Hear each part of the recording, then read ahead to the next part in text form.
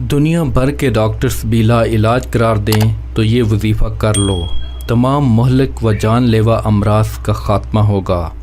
اللہ کی تعریف۔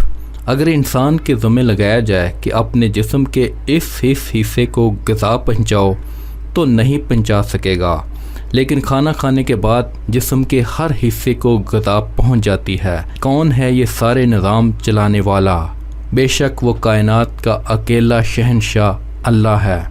ناظرین، آج میں آپ دوستوں کے لیے ایک ایسا وظیفہ لے کر حاضر ہوا ہوں جس کو پڑھنے سے آپ کی مہلک و جان لیوا امراض کا خاتمہ ہوگا۔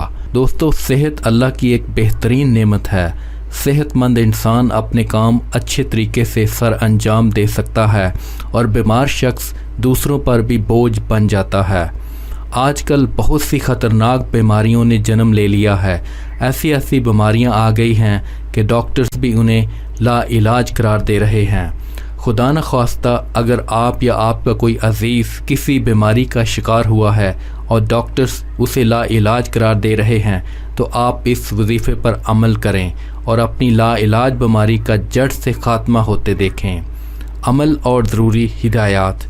یہ وظیفہ آپ نے نماز فجر کے بعد کرنا ہے اور سورہ شعراء کی آیت نمبر 80 کو 41 مرتبہ پڑھنا ہے، 2 مرتبہ درود پاک پڑھنا ہے اور مریض پر دم کر دینا ہے۔ آخر میں اللہ پاک سے دعا مانگنی ہے۔